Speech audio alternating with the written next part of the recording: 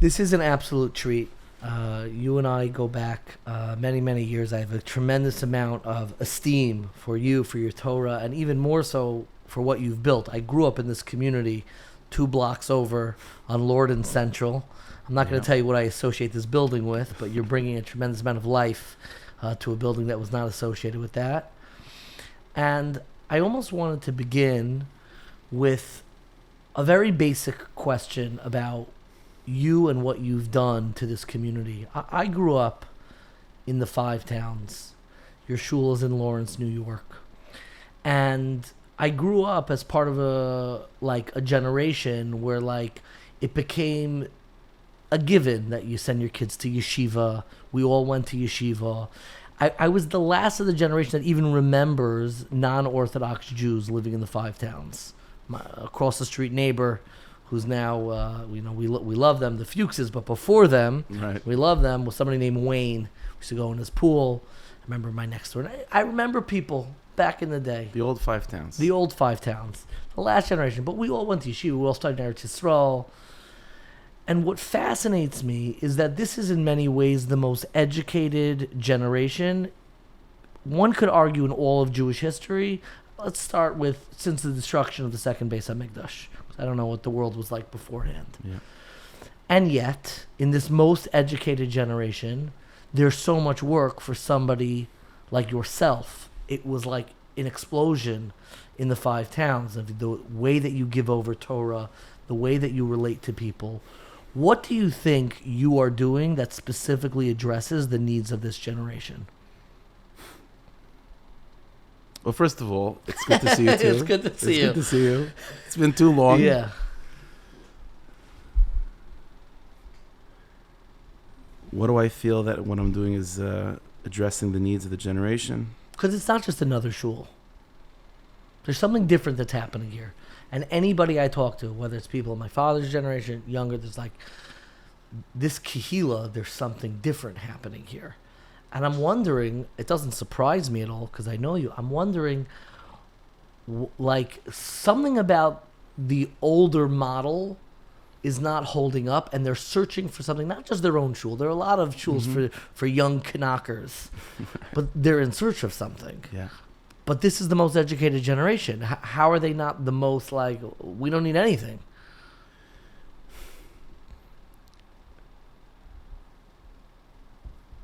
It's a very simple question you're asking, a very straightforward one. It's hard to answer. Yeah. It's hard to answer it. To me,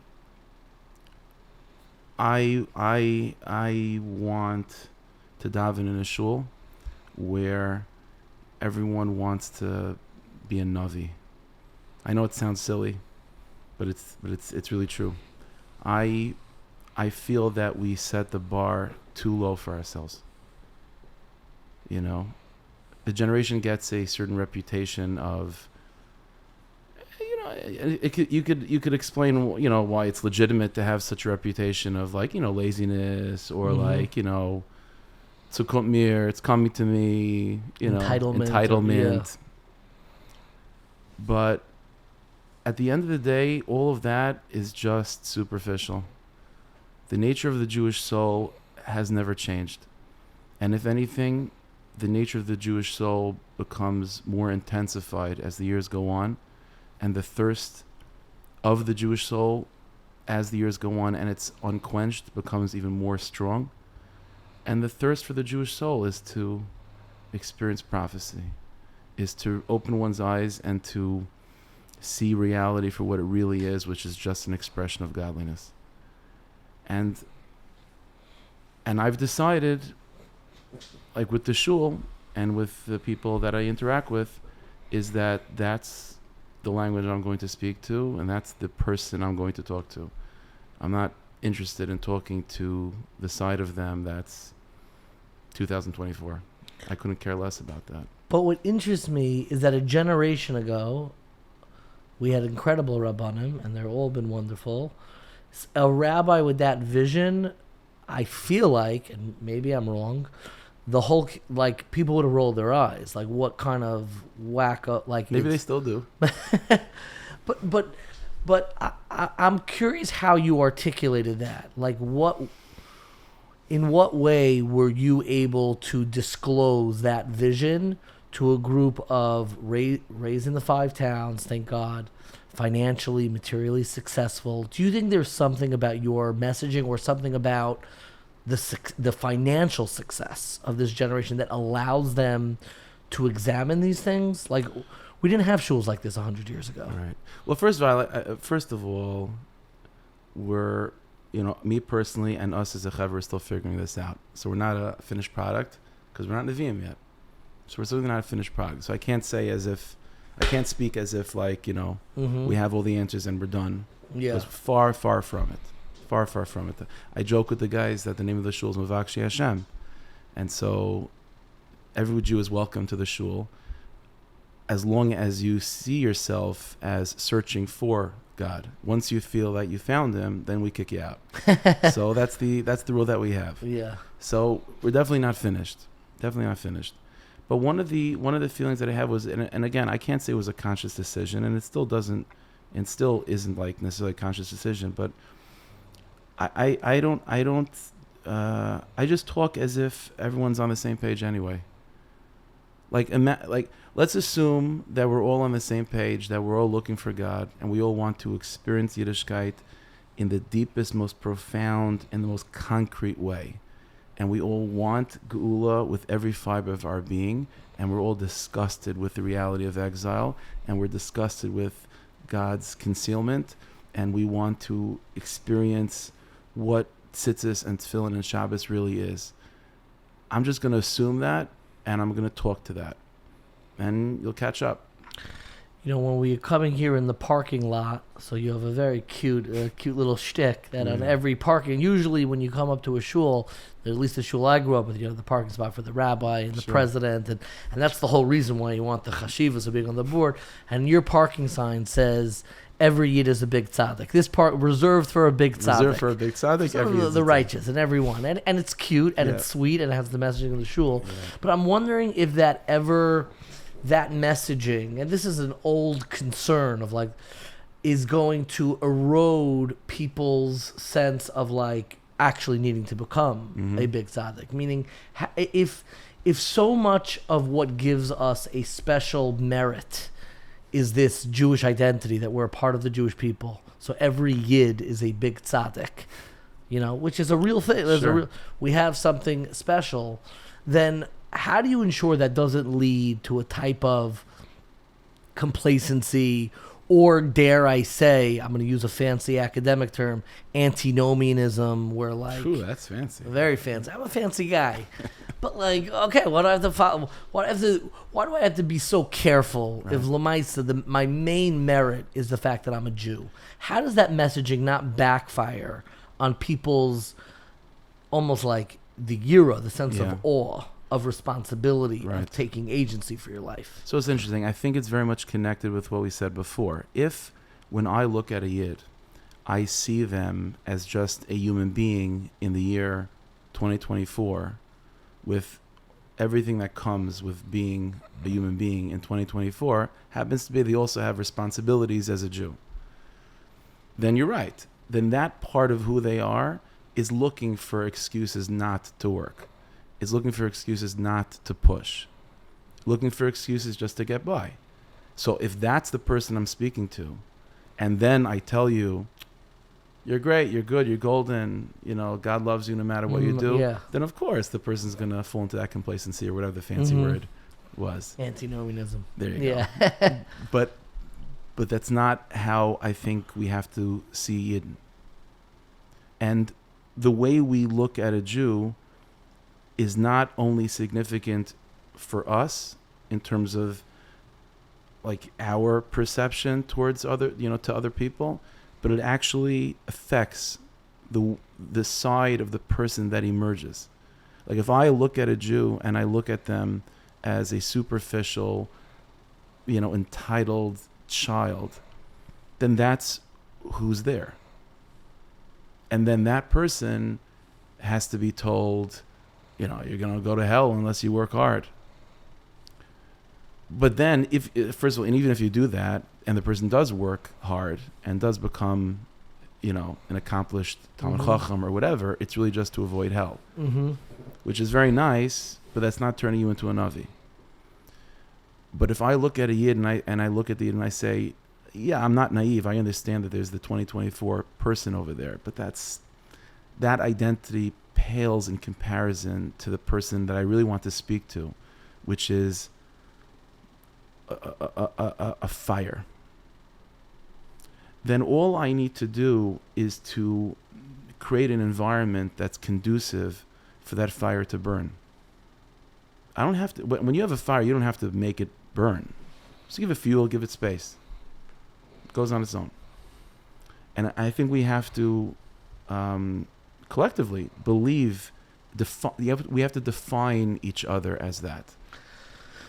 A lot of these concerns, at least for me, came up post October 7th, where, at least for my experience, the individual sense of Yiddishkeit making sense because I'm part of a community that is Shabbos observant and keeps mitzvahs, and being in this little Judaism was like a good vibes, good cultural vibes. I kept mitzvahs, I did everything. Sure. And it was good vibes. And then when the anti-Semitism peaks, you see my eyes, a lot of Jews, their eyes are on the oppressors, or the anti-Semites. My Jews were on the larger awakening of people who were feeling their Jewish identity for the first time in decades. Yeah.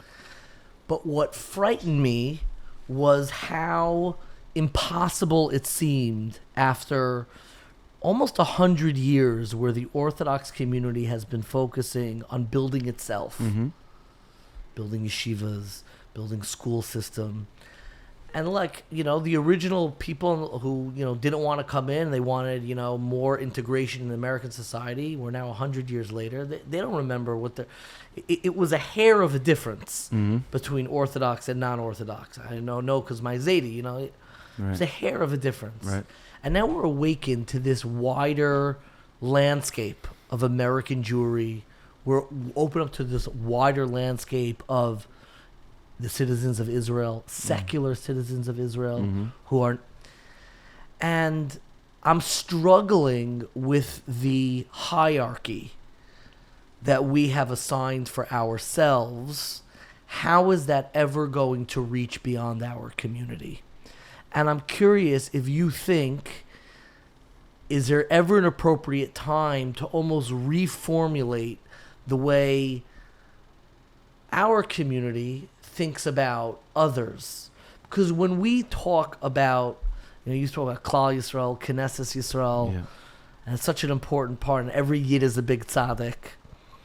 When I hear every Yid is a big tzaddik, I imagine some parent who's pushing themselves to see the beauty of their child, even though he davened at the late minyan or missed minyan. I'm psh.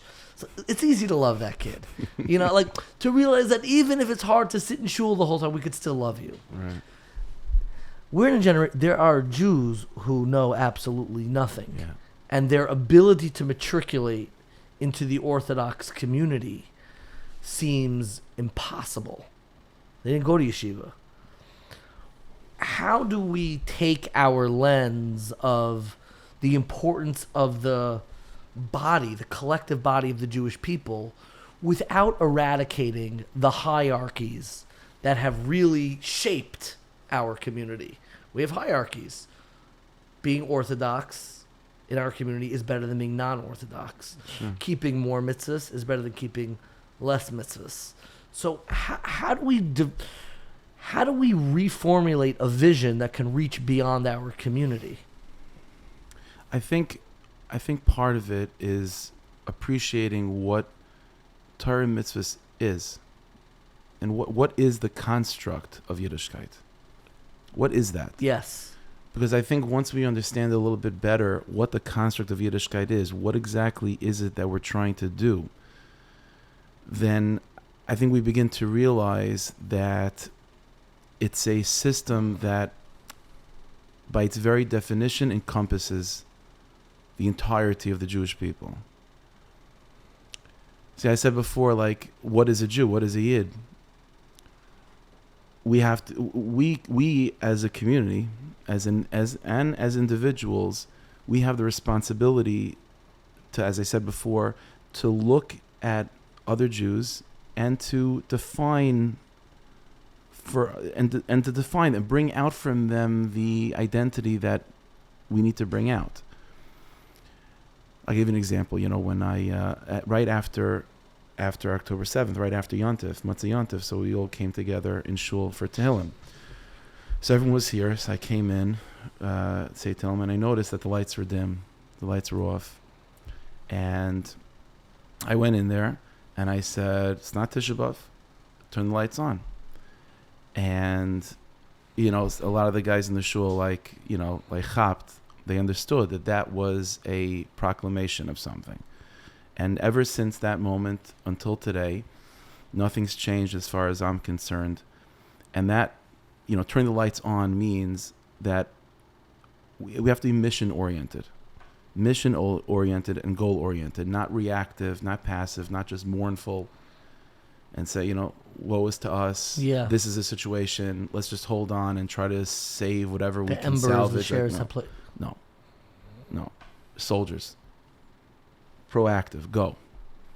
Which means that everything, and that's what I've been telling the Chavra, really in all different ways, but ever since then, even before then, that when we open our eyes, we have to recognize, we have to understand that a Jew is a piece of the divine presence, is literally an otherworldly entity that somehow sort of trying to get acclimated to this planet where it's not really from. And God, in that context, gave us 613 mitzvahs and an entire framework of Torah in order to allow the Jewish soul to express itself and to give it and to find context for itself vis-a-vis reality. A Jew doesn't need to acquire a connection to God.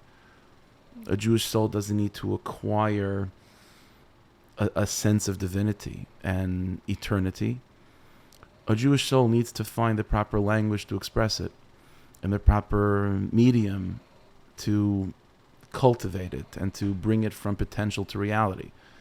And that's what Torah mitzvahs are, which means, and since a Jew is essentially a piece of the divine presence, that means that, and the divine presence is the entirety of the Jewish people. That's God's presence in the world. And God is absolutely one, which means that no Jew can exist, spiritually speaking, no Jew can exist on an island. Which means that if there's even one Jew out there in the farthest corners of the world that has yet to discover his or her ability to express their divinity in a healthy, productive way through Torah mitzvahs, it means that we're all, to a certain degree, speech and held back from being able to articulate that. Moshe Rabbeinu, for example, K'hal Mevakshei, he had a speech impediment. He couldn't articulate himself.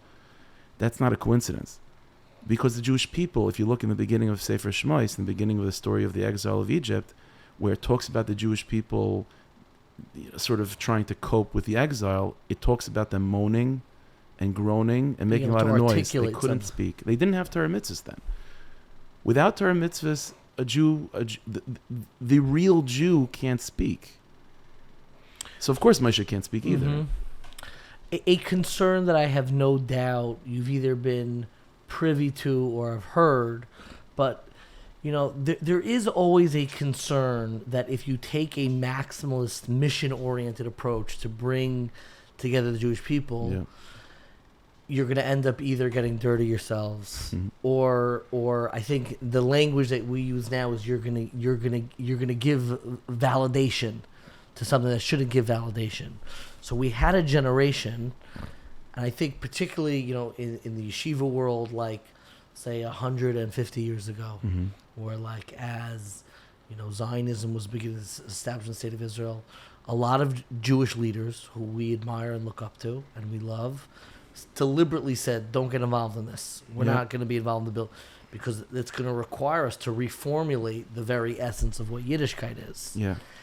How can you entrust your average Jew to have a maximalist approach to the entirety of the Jewish people without their own sense of priorities? Like, has something changed? Like, the standard approach until now has been, we don't do things with other Jews, with Jews who don't understand this. Only the Federation, they need us, we'll be there. Right.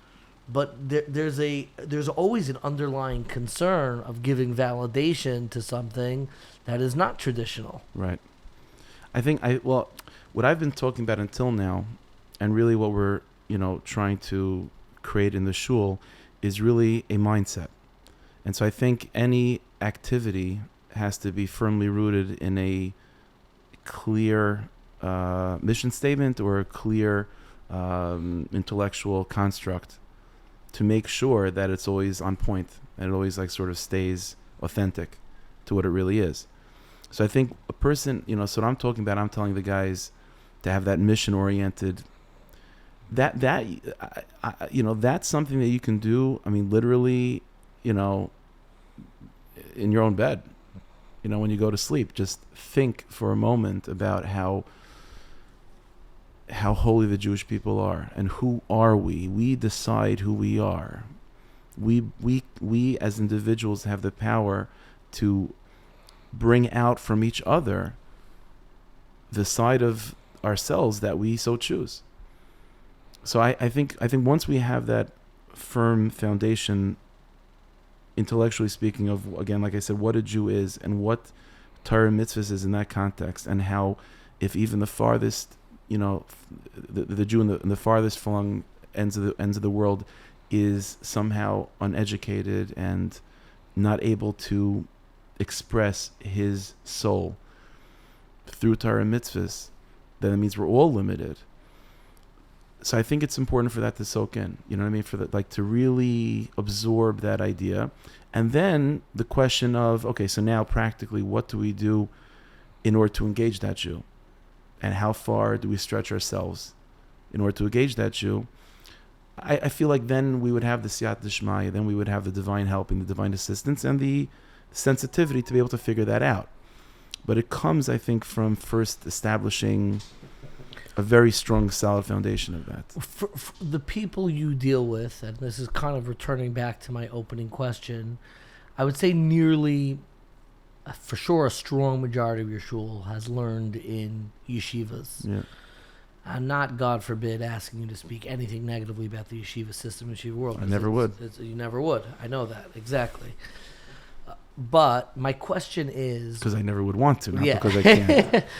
But my question is, you're dealing with people who actually went through and I guess in a way should have that foundation.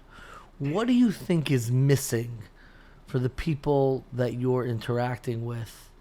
What are they trying to discover that they don't already know from their yeshiva education? All I can speak for is myself. For me personally, what I'm trying to discover is sort of not just what does an Orthodox Jew look like, and not just what are the activities that an Orthodox Jew has to go through in order to officially be Orthodox, and and what Torah mitzvahs looks like, but what is it? What is it intellectually, and what is it viscerally? What is it spiritually? What is it? I want to go. There's, whatever that place is in the soul and in divinity that's called tefillin, I want to be there. How do I be there? Now, it's somehow connected with actually putting on tefillin. But how do I go there with putting on tefillin? I want to, and I want to come back to this because that actually piqued my interest a great deal, and I want to talk about your yeshiva development particularly we share a common interest, though obviously my grasp on his works pales in comparison to your own. I know I'm able to say that because I've been through your work on it. It's different. Yeah. I think I contribute something else, but really an incredible. You were very drawn to the works of Reb Tzadok HaKohen Melublin. My first love.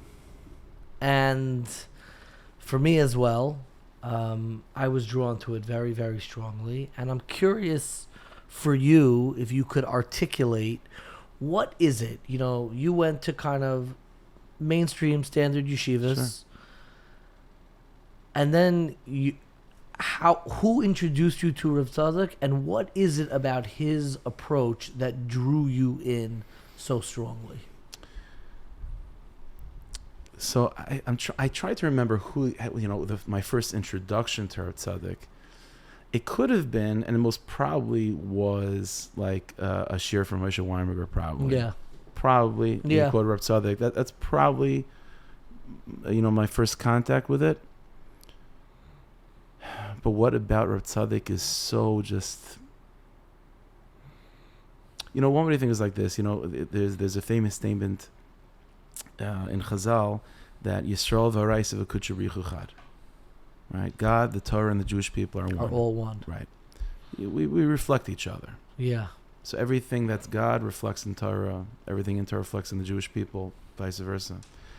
So, there are some schools of thought that are dedicated to develop the unbelievable depth that's in God. So, for example, like the Kabbalah Sfarim, the Kisveri, the writings of Arizal, the great Mukubalim of the Sfard and the Rashash, and so on, it's bringing out the unbelievable, intricate depth of the infinity of God Himself, exactly. And like the Noisei Hafochem, the ability of God to be opposites at the same time, like all that.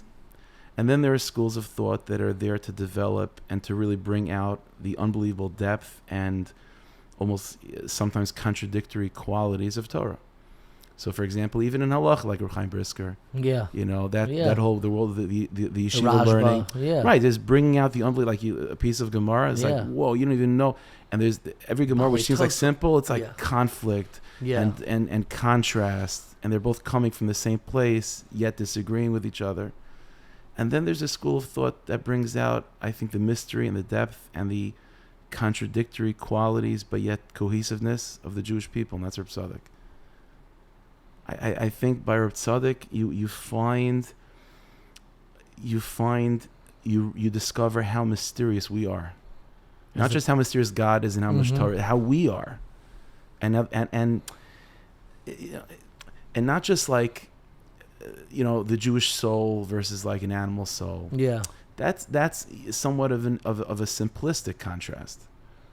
Reb Tzadok goes like within the Jewish soul, within the animal soul, within the decisions that we make, our motivations, the good side of who we are, the negative side of who we are, how they're both one and opposite at the same time. Just to express the infinity of the Jewish people. To me, that was always. I can't say I saw that right away, but like with time, that's what sticks out at me with Rav Tzadok. And that's why I feel that Rav Tzadok and the whole school of Ishbitza, where he was coming from, his rabbi, I feel like it's so current. And current is the wrong word. It's vital. It's necessary. It's the only way to survive. Tell me why. I couldn't agree more with you. As we head further and further into this rabbit hole that's called Galus in general, exile in general, but specifically the last few days of it, the Jewish people, the complexity of the Jewish people emerges. It's like you're talking about the state of Israel before Zionism. Like we're talking about some of the most complex issues emerging in a generation that we don't have the great Gedolim and leaders that we once upon a time did. Not to say that we don't have leaders now, we do. But relatively speaking, everyone would agree we don't have Rashi in the round. We don't have the Baal Shem Tov, we don't have that. So you're talking about a generation that lacks those unbelievably great giants and being given the most complicated of issues about how to tackle it. And then all of a sudden, of course, you can have different schools, and this school is going to say this opinion, this school is going to have that opinion. And we're looking back in the back of the bus, because that's what we are. We're just Pashadid, and we're not, we're like, okay, how do we, like, so you got two drivers, you know? They're both going different directions, you know? Yeah. It's like, how do you handle it? So it goes back to what I did when we came in after October 7th, turn the lights on. We decide. We, even the back of the bus, we decide that Amech Kun Sadikim, the Jewish people collectively, are the divine presence. And the divine presence is infinite. The divine presence is complicated. The divine presence is multifaceted. And at the same time, absolutely one. Which means, there's a school, and again, as long as the schools of thought, we all want the same thing, which is redemption and godliness to be manifest. And this tzaddik is saying, go right. And this tzaddik is saying, go left. And this tzaddik is saying, I'm not even going to say what I want because I don't even know. Yeah. They're all right, they're all true, and they're all bringing us to the right place. How's that possible? In a linear world of like left is left and right is right, and good and bad, it's like, that's when you absolutely desperately need Reb Tzaddik, not only for like self, to be able to handle the situation for ourselves, but like I said, to proactively decide and to bring out this infinite quality of the Jewish people is like, we're not just human beings that therefore have to make a decision and we just like hope we're making the right decision. We are a divine entity. We're an extension of God himself, which means that we're infinite, we're complicated, we're multifaceted, we're contradictory, and yet one at the same time. And whatever we do collectively is on the same page. And we decide that. Finding that unity in a very complex world is something, again, because of your work on Tzaddik and just the way that you speak has always really resonated with me a great deal. I'm curious for you, not just since October 7th, but since becoming, you and I, we took the long, short way, to our respective stations. They're different. Sure. I'm not, God forbid, I'm not comparing myself to what you've done. It's not God forbid. That's, but we each took the longer routes. I'm curious your own self-reflection. Have you gotten more confident or less confident since becoming a Rav of a very prominent shul in the Five Towns? And we spent a lot of time we were not just because we were younger, because we didn't find our spot yet. Right. And I'm curious, since finding your spot, have you become more confident or less confident now that you come out have you have a seat at the table now, serious tables? How has that affected you in the way you look at yourself? It's a very good question. I think it's a process. There's no question about it that in the beginning when I became a rabbi, whatever you want to call it, so I still am naive. I was definitely naive, and it was like intimidating, of course, but like anything else, you grow with the job. Mm-hmm. But I feel like we have, I'm reminded of a statement by the Kotzker. The Kotzker used to say, he said, he wants his Chassidim not to do any averos, not to sin. So, okay, that's obvious. But he said, I don't want them to avoid sinning because you're not allowed to sin. I want them to avoid sinning because they're just too busy doing mitzvahs. So I feel that there's a certain, again, maybe since October 7th especially, we have to just be too busy doing and just moving forward and just pushing that I don't even have the time to sit back and doubt myself. Yeah. Not to not take my temperature, but to doubt. It's like we have no choice. We sort of have no choice. Well, there's too much to do. There's too much to do. There's too much to do. It's interesting in different ways, and I'll focus on you. You got very drawn to a world of Hasidic thought, and you got very drawn to a world of mystical thought. Yet your presentation has always been in the way that you aesthetically present yourself. Which, if you're somebody who takes something seriously, I can't just be like, I never like. But you never donned Hasidic garb. Yeah. One of your rabbeim, you consider Moshe Weinberg a rabbi, did, even though he wasn't raised in that world. Right. And, Rav Itchamar Morgenstern. My father does. And your father... My father was a kapata. Kapata. Yeah. Yeah. Why is it that you do not wear any lavush? So there's... Lavush, just the garment, Hasidic, the Hasidic cultural garment, I think there's two layers to the answer.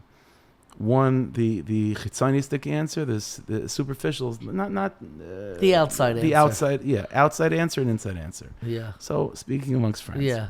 The outside answer is there is a certain, a decision that I have to make in terms of being relatable because, I want to be able to, I genuinely, I mean this sincerely, I genuinely feel like when I'm in shul or anywhere I'm going shopping, I really just feel like just one of the people here. I don't feel like different and special or separate. And nor do I ever want to feel that way.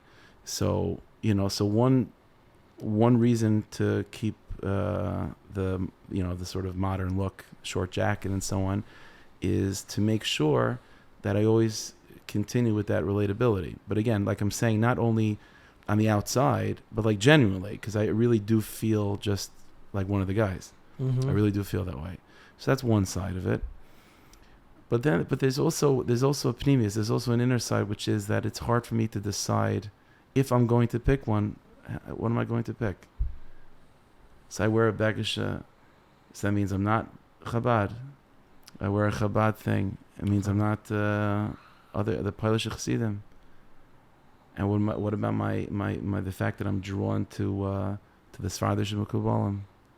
So I should wear like a white thing on Shabbos. I can't decide. So almost along those lines, but in a more substantive spiritual sense, and this has to do with, I guess. And there's also, by the way, and at the same time, and I put on something like that, so it's like this. So it's like that I'm not as connected to the world of the Rosh Yeshivas that I grew up with, that I went to, that I still feel in my bones. Again, it's hard for me to pick. So it's like there's a rule in halacha, shevi al tasa. You have to. Okay. Yeah. So along those lines, you did learn in a lot of mainstream yeshivas, but even if you didn't, there's something about Reb Tzadok about holding opposites. Mm-hmm. I'm curious how you deal with either it's memories of the past or people you interact with now who you hear sincerely and righteously disparage either specific rabbeim, svarim, or even member like what you're doing. How do you hold on to the confidence that the mission requires, but no one's quite doing that mission, and not only not doing it, if you're out and about enough there, you're going to bump into people who are either people who you admire and respect, who are dismissive at best, or at worst, outright, I won't use the word hostile, they're not going to beat you up, but they don't appreciate what either what you're doing or the svarim you're reading, and like you read something and your other rebbe, they don't like this work, so you're like you end up getting torn. Right. How do you deal with those feelings? Because then you turn around and you feel like you're alone in the boat, and it could be lonely almost.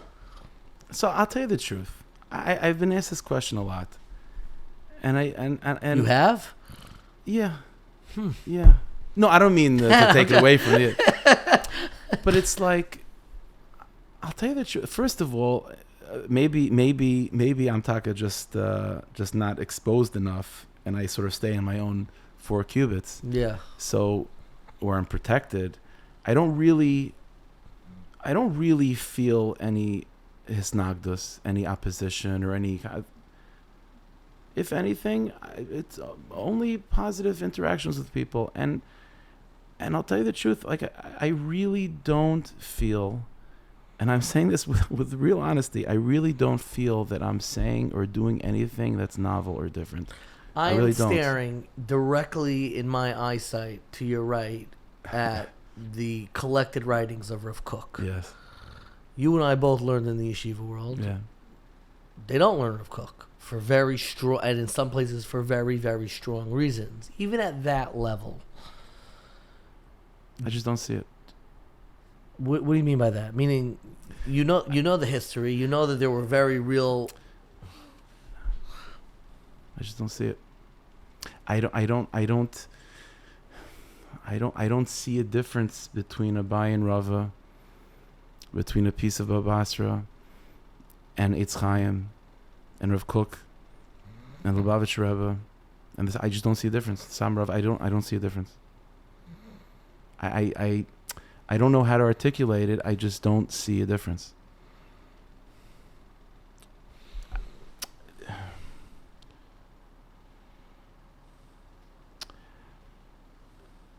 And again, I understand. Yeah. I understand the history of it. I don't feel any conflict at all.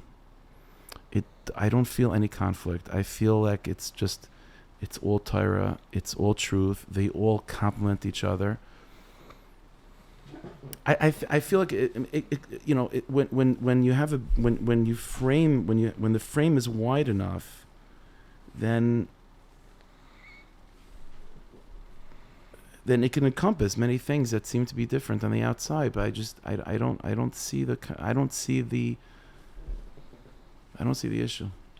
I want to come back to talk about Jewish identity, and specifically filtered, maybe in some ways using your own linguistic interpretation, maybe from Reb Tzadok, but you could draw upon whoever you need. What is the point of the way Jewish identity is structured? Let me speak it out. Yeah. Meaning, it is immutable. You can't lose your Jewish identity. Right. Which binds us to other Jews who you and I could probably find a Jew that we could both agree is not doing it right. It's not good. And we're now I'm bound. right here. You found it. And we're both bound together. Yeah. And I have this now responsibility to love this Jew or to connect to this Jew. So for most generations, and you could tell me if this is what you're expressing, that expressed itself as like the Kiruv movement, which is like, let's go out and I'll use I'm going to call it Prust, because it did always strike me as Prust, but it's very noble and righteous. Yeah. Let's make them from. Right. Let's make them from. Because we're from. Something changed in a way. The second base midrash was destroyed when everyone was from? First also. Everyone was from. Living in Eretz Yisrael even. So, yeah, I want to get to the... something there. Yeah. Yeah. And we're bound to it. And then it's like, so for what? What is this supposed to remind me of? It's supposed to remind the world. So, you have one community that would say, well, it's so to be Makarev them. Right. Bring you close. It's the bounds of who you're responsible to take them by the ear and make them from. There might be another vision, more of a non-Orthodox vision, that the point of it is outwards. Like they'll say, Tikkun Olam, lighten up the world. Mm-hmm. Okay, like with Lulav and Esther, like with Shabbat, like right. I don't like we're not proselytizing, so just being good and ethical people. And then there's a part of it that like there's got to be another explanation, because I'm bound to people who I have nothing really in common with them. Why is it structured this way? It would be so much more like Geschmack. It was like, just the boys.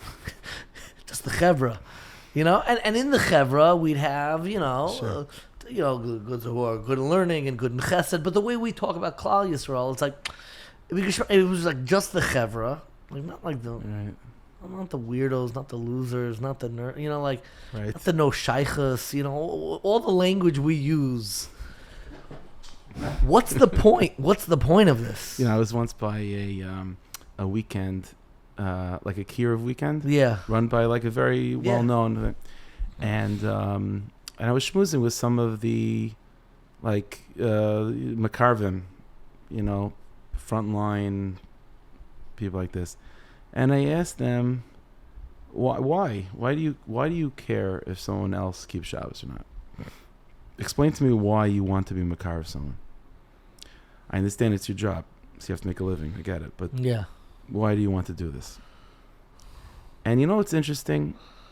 It was hard for them to articulate, a lot of them, why. And then obviously they asked me, okay, so why are we doing this? Yeah, meaning there's a slice of the community also who would say, I don't care. Right. And I actually respect that honesty. It's honest. I'm very into honesty. I don't care. Good for them. If they want to come and join, maybe we'll go, I'll be nice. They're not mean to anybody. Right. But I don't feel, it doesn't affect me in any way. Right. So that connection is purely conceptual. Right. So I'll tell you what I told them. I said that the real truth, at least the way I understand it, is that you shouldn't be able to explain why you want another Jew to keep Shabbos. If you could explain it, it means you haven't gotten to the nakuda, to the point yet. Said, why is a moth drawn to a flame? If a moth can speak, and yes, Reb Moth, what are you doing? You're going to kill yourself. Yeah. It's suicidal. What are you doing? You know what the moth would say? Okay, I tell you, this is who I am. I'm built this way. I'm just drawn to the flame. I can't explain it myself. There's something, and if the moth would be able to explain, if the moth would say, I'll tell you why, and he would come up with some sort of explanation of why it's appropriate that he should go to the flame, then you would look at the moth as like, you don't get it. You don't even know who you are. You're giving explanations of why you go to a flame. That's not you. Your essence is that you're drawn to a flame. It's like, why are we drawn to Shabbos? Why are we drawn to Shabbos and we're drawn to other Jews to such a degree that you'll have someone that will sacrifice his whole life just to make sure another Jew gets closer to Shabbos?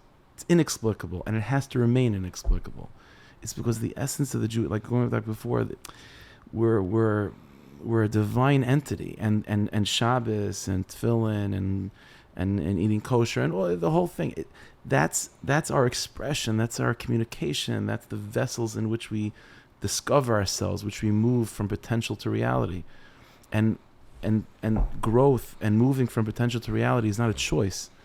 That's nature. That's reality itself. When a person does something that's instinctually right for them, there's no greater joy and pleasure than that. If you had a scene of a lion chasing a zebra, and you stop it for a second, and you bring the lion, you say, Reb Lion, are you happy right now? Am I happy? I'm the happiest creature in the world. Why? You're still hungry, you haven't caught the zebra yet. No, because I'm doing what I'm made to do. This is my instinct. I see a zebra, I run. If you stop the zebra, they say, zebra, are you happy? Mamish happy. Happy you're being chased by a lion. But this is what I'm made for. My concern, and I'm debating how I'm going to phrase this, because there's a way I'm going to phrase that you're going to absolutely hate, but I think I'm going to do it that way. But I'm going to do it two ways. My concern is that our capacity to connect to the entirety of the Jewish people has been numbed or broken because of the specific success of the Orthodox community. How incredibly successful. And I think that what may have broken our brains, and I don't want you to respond to this specific issue, but I'm going to raise it as a symbol. Sure. is how our community responded to Jews who are gay.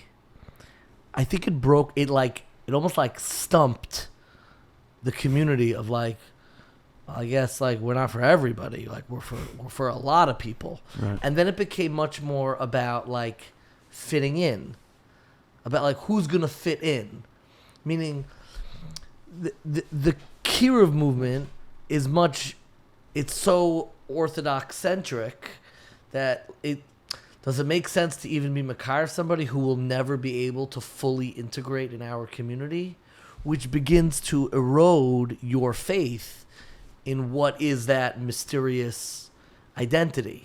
And I think the first time that like a kasha was presented of like somebody's own path, that's taka, like we don't know what to do with that. Like we're so family centric, and so like it stumped us. Like the brain broke, and like so I guess we're not for everybody. And I know from great rabbanim that I would tell them to be go to a conservative shul or this isn't the spot. We've got certain vibes here, cultural norms that have helped us preserve us. Now that may be true with the specific demographic I spoke about, but that gets more dangerous. I grew up in the five towns. You didn't grow up here, but you now live here, and where the cultural trappings of what we associate with good, Hamish, activated Jewish soul can sometimes be a product of wealth and like the materialist vibes that you have here of like what a beautiful bar mitzvah really is, what a beautiful simcha really is, what a beautiful Yiddish home really is, where we can end up mistaking a certain cultural iteration for the essence itself. Mm-hmm. So how do we relearn that? Because in this sense, I think that our success has come at a tremendous cost. So I don't know if you agree with that. I'm curious if you do. And I'm curious, is there a way to have both, so to speak? I think that, first of all, let's say physical wealth for a second, material wealth. Though that's, the Baal Shem Tov taught a basic principle of Pnimis HaTorah, of Chassidus, is that B'chol derech echad eyu, in all of one's ways, one has to know God. And all the things of this world are just kalim, they're just vessels. You're answering the different question. I want you to go back. I love wealth and luxury. This is not your, like, I don't need the schmooze of, like, you can channel your wealth to buy a beautiful esrog. Totally. But it obscures who we feel most connected to. I ask my students sometimes, do you feel more connected to somebody who doesn't take Yiddishkeit so seriously, but they've got a really nice kitchen and dining room, they have the washing station inside the dining room and all that, right? Or somebody who you walk into their house, like a ripped couch, it's like still gross, there's like still like stuff piled up in the sink, but like above the sink, so they don't have help in that way. Sure. I never understood why certain homes, like, I guess they don't do, because they don't have help. Such a thing. And you feel alienated all of a sudden. My concern is not that we can't use wealth for incredible reasons. My concern is that wealth can form a barrier to connecting to other kinds of Jews. And when we center a certain vision of what the aspirational, exciting Jew is, it can obscure our ability to connect. Again, like, and it's for good reason. I come back to I use the example of being gay. There's a reason why that's not the right family, children, kinder, all that stuff. Sure. But like, you end up becoming so associated with that specific image that you look at somebody who is, you're like, I'm sorry, buddy, we got nothing for you. There's a lot there. Yeah. So, but I'll say it's fine. You ever have go? I'll ask you a question. How about that? You ever have a very intricate, complicated dream? Yes. I am a very vivid dreamer. Yeah, okay. Like all students of Reb Tzadok. So And like, when you're having that dream, like everything's very vivid and real and complicated, and and especially if it's like a maybe borderline nightmare, and it's like, I don't know what to, it's like Kafkaesque. I sometimes don't know how I got into this predicament, but I know I'm in a bad right. Somebody's chasing me. I don't know who it is. Right, right. And then you wake up. Yeah. And then you still, you remember the dream, but now that you're awake, you realize like how ridiculous all that was. And it's like almost as if like all that emotional energy that I was spending like while I was asleep, it's like now that I'm awake, it was completely just, it was a dream. It was an illusion. All these things, again, whether it be Gashmias or just, but not Gashmias, the social constructs that we create for ourselves and the frameworks and all this, it all seems very, very real and very necessary and and a great obstacle for anyone that doesn't fit and is not able to maneuver or navigate through that construct until you wake up. And once there is an actual real consciousness, see, by in the mashal that I'm giving with the dream, once you wake up, the dream doesn't exist anymore. So it's like mamish, like a waste of my time, waste of energy. That's the parable. In the way I'm applying it to this case, it's like when you, so to speak, wake up. It's not that the cultural dynamics go away. It's not a fleeting dream as if it doesn't exist. But it's just not an obstacle anymore. It's like going back to what you asked me before with Rav Kook, on the same shelf as when there's a divine consciousness, then it's like, it's not an obstacle. It's just not an obstacle. So you have a Jew that struggles with a certain area of his religiosity, but he's a divine soul. She's a divine soul. So why in the world does that mean that they shouldn't be satiated and given nourishment by Lulav and Esrog? So they for some reason the person is if a person is malnourished and they're terribly vitamin A deficient, so I should say to them, well, listen, you don't have any vitamin A, and there's something about you that's not receptive to vitamin A, so I'm not going to give you vitamin B either. That's cruel and unusual. Why would you do that? If anything, I'm not a doctor, obviously, but I would think maybe overcompensate with other things and somehow work it out. A yid if you see a yid that's struggling with a certain aspect of Yiddishkeit, and whatever the issue is that he doesn't whatever it is, it's it's all the more so you have to give this person everything that they need. You want to hear the story? I heard this from Lubavitch Rebbe. It's mamish. I don't know the name. I don't remember the names of the people, so I'm not going to say the names. But the Kitzer, when this is before the Rebbe became Rebbe, so he's known as the Ramash. Yeah.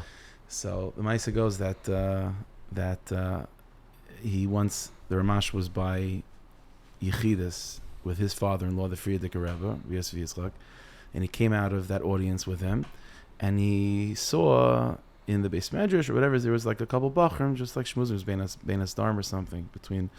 And so he goes out and he says, I was just by Yechidus by the Rebbe. Do you want to hear what it was about? Of course. So the Ramash said, that I'm in my office and all sorts of Yidden come to me, asking me, this thing and that thing. And I receive everyone with open arms and a wide smile. Everyone's welcome. And the Ramash said that some of the older Chassidim came to me and said, you're the son-in-law of the Rebbe, and you have people that are not religious or maybe even anti come to you, and you give off this impression as like, everyone's welcome. Maybe you're giving off the feeling that it's okay not to be religious or things like, these types of. So he said, the Ramash said, I always felt that I'm right. You have to be makar of people like this. But Lamaisa, the older Chassidim are telling me maybe. So I said, I'll go to the Rebbe. So he goes to the Rebbe. And the Frierdiker Rebbe tells me, he says like this. He says, Hashem made the world in such a way that every parent has an infinite love for their child. So much so that when you have even one child, you think there's no room in your heart for another child. But then God gives you another child, and you have even more. And then the Friedrich Rebbe said, and then, there's such a thing as a child that's born with some sort of handicap, some sort of issue, physical, whatever the case may be. And the Rebbe said, for such a child, the parent has even more infinite love. So he said, when you see a Jew that comes in that doesn't put on tefillin, that's not a human being that's rebellious or that doesn't put on tefillin. That's a piece of God that's unable to express himself fully. That's a Jew that Nebuch, his hand doesn't work. You be like God. God has such a child, more infinite love for such a child. You be like God. So see, that's a type of like just being awake, where like the technicalities of the dream, the structure of the dream, it's still there, and like I said before, we'll figure out how to navigate it. But it's so insignificant compared to just the wakefulness, and just the understanding and the appreciation of what this Jew is and what they need. I find that incredibly moving, and we've been speaking for a while. I want to come back to like the basic questions. I'm just looking now. Sure. A little. There's one of you. What needs to change to begin a mass awakening for the Jewish people? What needs to change? What's stopping? We have people who see the mission, who see what needs to be done, and it feels like sometimes we're still constrained. We're still a little bit constrained. We're still working with just like the previous conception. Do you ever wonder for yourself, like, what would it mean to press the gas fully? Yeah. What needs to change in order for us to have that mass awakening? Like, I've had, like, this is mamash. Like, I had like a dream. I originally was like bringing all Jews together and just like sitting and talking about like, what is this thing? Like, is God like Judy? Like, what is it? And I was thinking like something like humanity, just like no one knows, like why there's the trauma of existence itself. Yeah. I'm curious for you because you need the practicality. Sure. When you have that sight and that vision and ambition.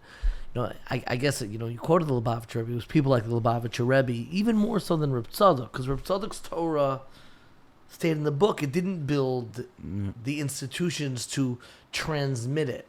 So I'm curious for you, what do you think is, so to speak, the mivtza? Like to use the language, what the Lubavitcher Rebbe did for Chabad Hasidus. What do you imagine? And when I say Reb Tzadok, I don't literally just mean Reb Tzadok. But what's the programs that allow someone to have that awakening that gives the capacity to almost hold opposites? Because I'm with you. Even when I asked the Rav Kook question. I know. Oh, okay. I know. What awakens somebody to have the capacity to hold opposites? How do we get that started? Like, it's much harder than like... I think we have to believe it already did. It's like I have a joke that I say. It's not a funny joke. It's a rabbi joke. But the Gemara start with that base. Yeah. So base Daf Aleph. Yeah. If it's you never start with Daf Aleph. When you open it, you already started. We have to believe that we are already awake. And it sounds like so like naive and ridiculous. Like, what does that mean? You look at a Jew, you have to believe that this Jew already has that capacity and wants it and is looking for expression of it. Like, there's a Gemara in Bechairos, I think Rameir said, Ashrecha Yisrael, praiseworthy is the Jewish people. The Jewish people are Karcha de Kula Bey. Karcha de Kula Bey is like a bundle that has everything within it. like a Swiss Army knife. Mm-hmm. Ramirez says the Jews are like a Swiss Army knife. You need kings from within yourselves. You need prophets from within yourselves. You need financial advisors from within. You don't have to outsource anything. The Jewish people have everything they need. That's true for the Jewish people. It's true for every individual Jew as well. Like, we have to believe that a Jew, like, you're there. You're already there. Just let me try to articulate with you what it is, like who you are already, and just give that expression. What do you do when, and this happens to me a lot, I think I one time shared this online, I don't really, again, I don't want any Jew to suffer, I don't want anything to be suffering in the world, any human being to suffer. Yes. I don't have theological issues with why bad things happen to good people. I like, it doesn't really... doesn't keep me up. It doesn't, but it does shake my faith when I see products of what should be the idealized form of Yiddishkeit who are so disconnected from what I think the message, particularly to other Jews, or the way they talk to other Jews, the way they speak about it so dismissively, so negatively, so arrogantly.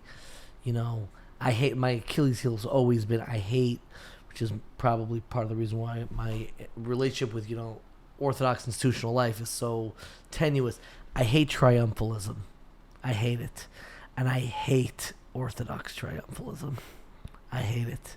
I hate when Jews like, our whole shul is from. I'm like, well, that's because there's no more not from people left. You're patting yourself on the back. Nobody drives to your shul. Do you know how many people don't keep Shabbos in a 2-block radius of where you live? And like I said, Beis Mikdash was destroyed when everyone was from. Yeah. Also. So. But I'm wondering where you go and what you do if you ever experience doubt in your faith in the Jewish people. Mm-hmm. Where do you go to heal from that? Mm-hmm. I sometimes hear tzaddikim say things that it bothers. Even particularly, I'll be fully blunt. Let's do it. After October 7th. Yeah. A lot of the, again, and you've spoken. You've been buses going this way, buses going this way, and I'm able to hold that sometimes. Yeah. But I have moments where I hear things that important chashuv people, God-fearing people, say about other Jews, and of course, because there's a miscommunication, somebody else said. Sure. But it's like it's hard, it's shallow, it's immature, and my faith in the entirety, my faith in K'hal Yisrael erodes a little bit. Mm-hmm. Like this is who our best and brightest look as a leader of our best and brightest, and I'm just like, how could they not be tapped in to the magnitude of this moment? So my question is, particularly after October 7th, particularly in the yeshiva world, and somebody says, I didn't hear this language about recentering Knesset Yisrael and like really thinking b'derech avoda about connecting to Amcha Yisrael. It was still very cautious. And I'm curious where you go, because I have no doubt that you're able to hold opposites. You're able to say, they have this. Yeah. Where do you go when like, your faith in the Jewish people needs chizuk? So, okay. Could we go deep a little bit? Yeah, please. Okay. You're asking very, very good, and I think it's the elephant in the room for the Jewish. It's the elephant in the room, because when we think of, all the Sfarim talk about this, that before Mashiach comes, the great test is going to be Emunah, along with taivas and things like that. But Emunah, in terms of between, Emunah is a major test, and we always just think of that as our faith in God. Yes. I don't see that much of an issue. I think exactly what you said. Yeah, good things happen to bad people, bad things happen to good people. It's an old kasha. The Jewish people are old. We've been there, done that. Yeah. Okay, whatever. We've processed it. We can move on. Yeah. We can handle that kasha.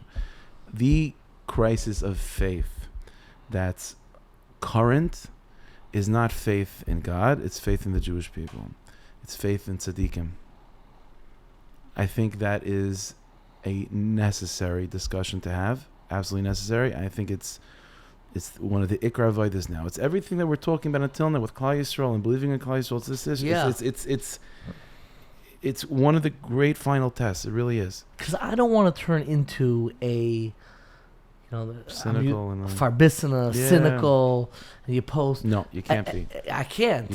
And I'll never do it. But at the same time, I can't nod along. And I'm looking, again, thank God you have a seat at the table and you have a kehillah and you're building. But, nobody's in charge. But you're. What do you do when you feel that sense of tension with the people you're supposed to admire? Okay, so the general school of thought that I go to is Ishbit Sarab Tzaddik. Within that context, there's one particular thought that I always go to that gives me sort of ease. Please. Which is, I'm hesitant whether to show its application to a particular issue that I'm not sure, so I'll speak in the general algorithm of it. And I guess we'll see. There's a principle from the Baal Shem Tov. It goes back to the Kisferi, but the Baal Shem Tov presented it like this. He said that our task as the Jewish people, and specifically the tzaddikim of the Jewish people, are to in the language of the Baal Shem Tov, like to redeem sparks. There are sparks of divinity. There are sparks of Jewishness, lost and enmeshed in all sorts of dark places. And the purpose of exile, to a certain degree, is to come in contact with a dark space and to somehow isolate and rescue the princess from that prison. And so the Baal Shem Tov said like this, and that's the job of all the Jewish people. Whenever a person is faced with a difficult test or a challenging moment, that's what's going on. Mm-hmm. There's a spark in that time, in that moment. There's something that you have to rescue.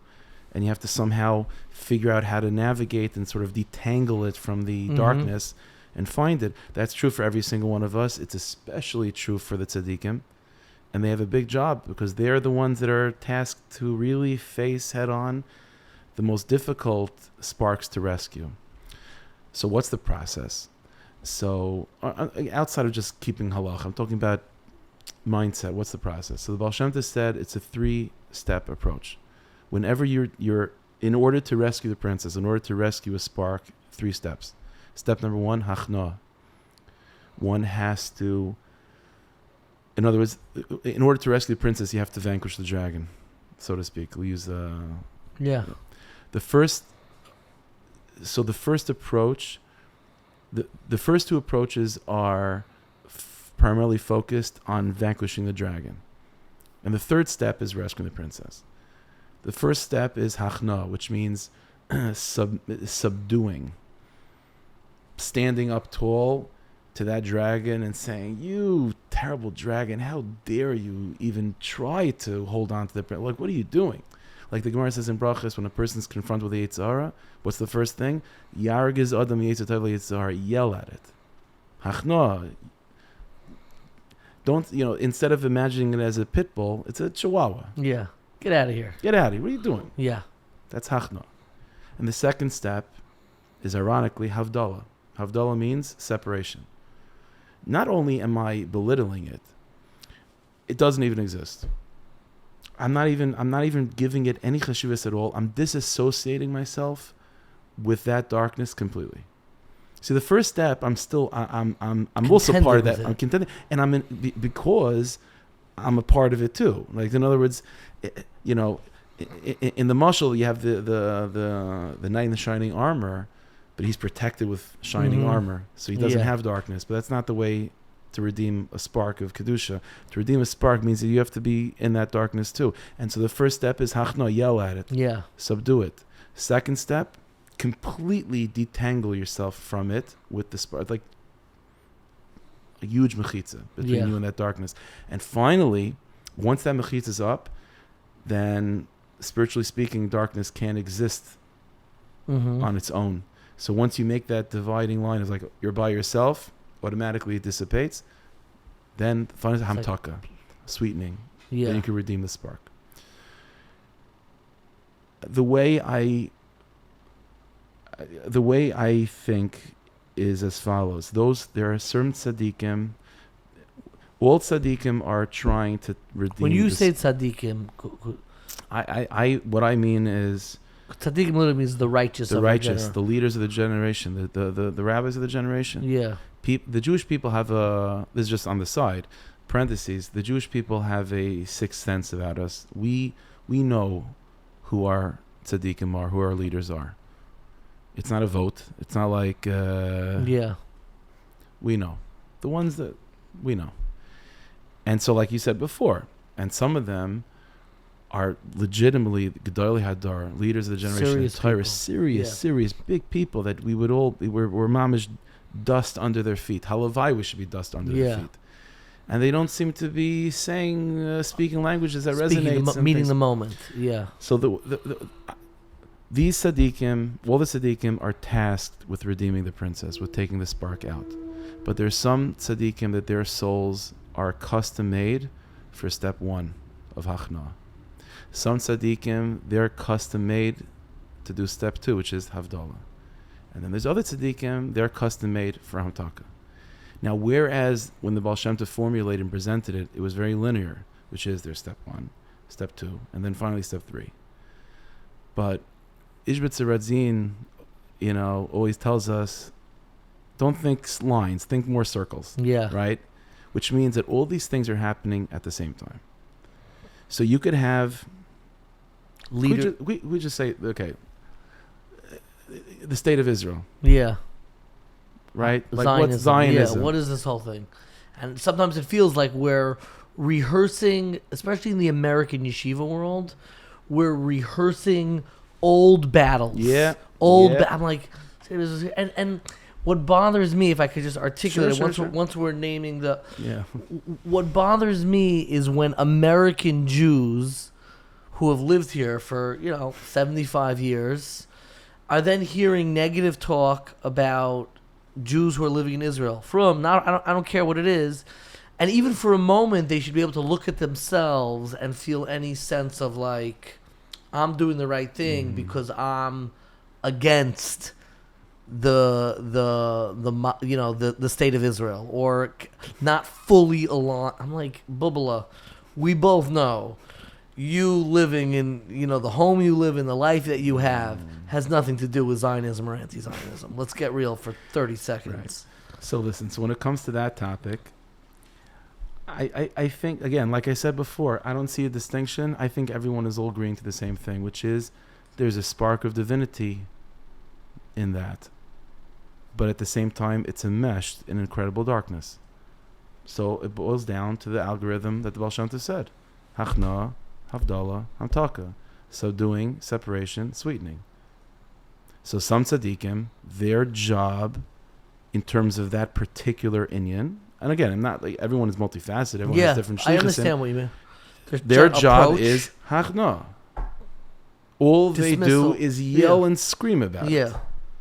And then there's other tzaddikim, their job is havdalah, separation. It's not my inyan. I'm not even talking about it. I don't want to have a shaykhis to it, whatever. And then there's other tzaddikim, their inyan is hamtaka, rescuing the spark, redeeming the princess, bringing it into the fold. And they're all doing this simultaneously, and they're all absolutely necessary, despite the fact that they're screaming at each other. And each one is saying the opposite of the other. So the separation one is saying to the two of them, like, why are you wasting your time with this Indian? Like, move on. Yeah. And the one that's screaming, putting it down, is looking at the other two, is like, this is mamish an slaughter, evil. Like, what you got to... And the one that's... They're all working in the same... They're all doing the same thing. Simultaneously. That is a very refreshing... And it sounds like... Did you have to... I'm just curious, because that sometimes you hear something and it clicks, like it's a frame. Did that frame come to you naturally, or did you have to struggle? Did you struggle with this issue? it's always, I mean, it's a struggle with the issue, but then I remind myself of this idea. I don't know if I ever saw this.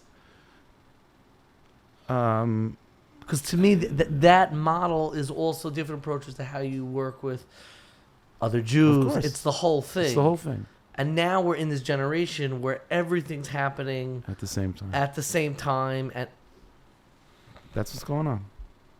And by the way, and it's important also to remember, there's different sparks, there's different dragons, and the tzaddikim that are tasked to redeem this princess aren't equipped to redeem that princess, and vice versa. So a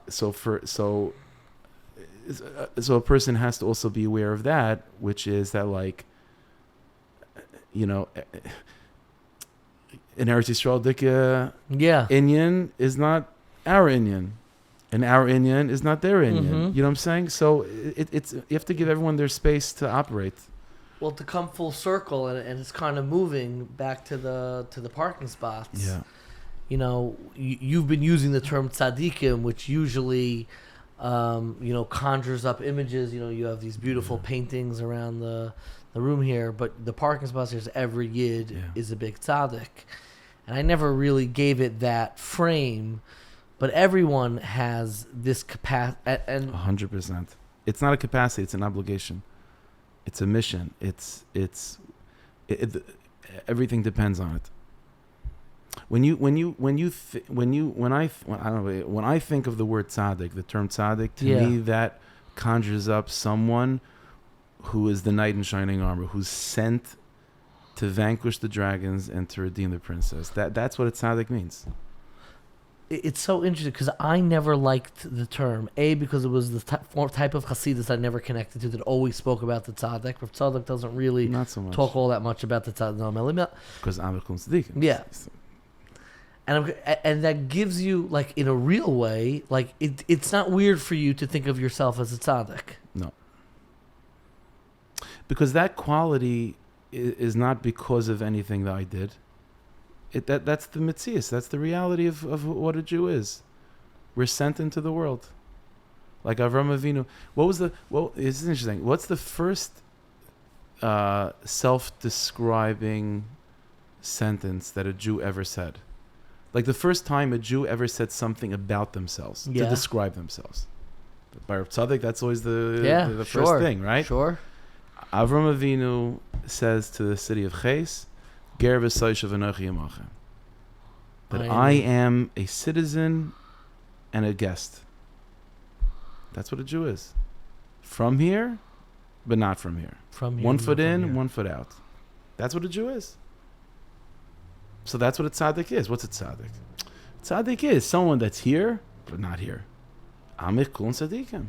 Every Yid is a tzaddik like that. That's what we're here for. But it obligates.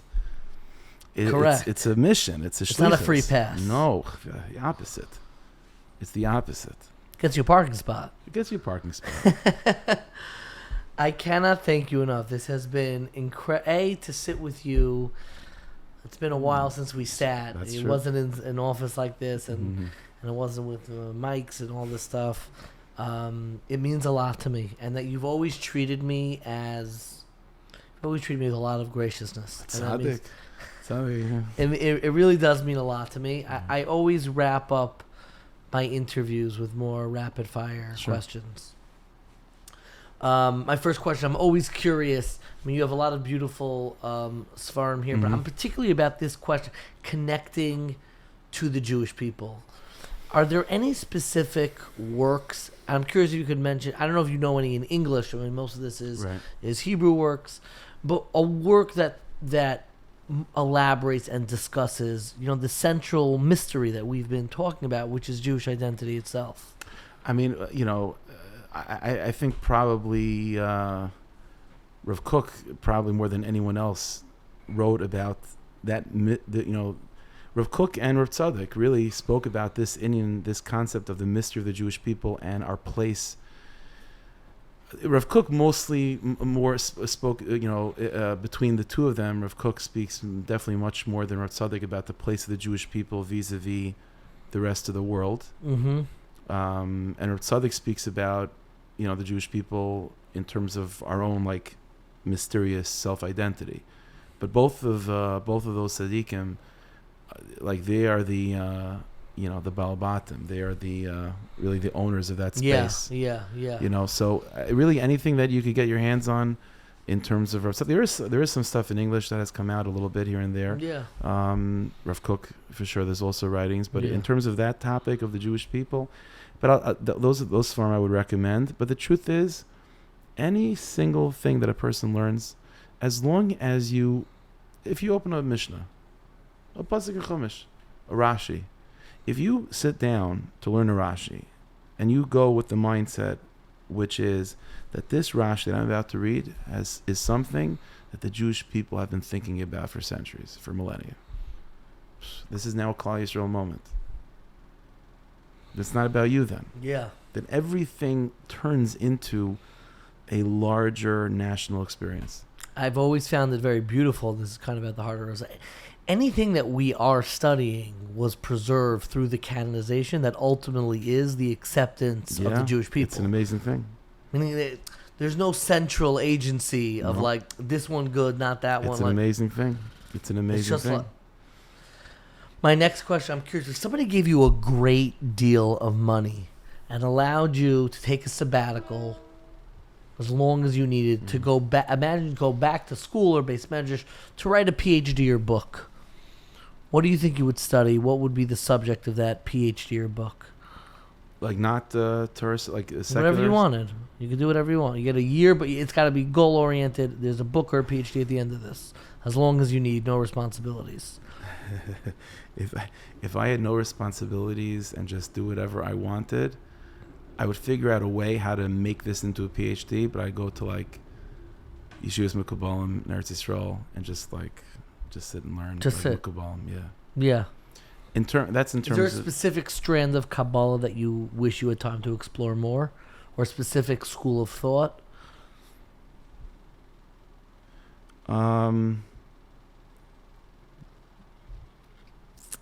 Within Kabbalah, I mean, I spend a lot of time on the Sephardic system of Kabbalah, but I would, if I had the luxury of like just the sabbatical, I would definitely dive first into that. That's what I would do. I figure out a way how to make I write a paper on it. Whatever it is, I figure out a way to legitimize it. But My final question, I'm always curious about people's sleep schedules. What time do you go to sleep at night and what time do you wake up in the morning? Interesting. I'm definitely a late owl as opposed to like an early bird. But I'm not like, I sleep comfortably. It fluctuates, but probably about 5 hours a night, 4 to 5 hours, something like that. Yussie Zakutinsky, thank you so much for spending the time and speaking today. It means Honor a great deal to me. Honor and pleasure.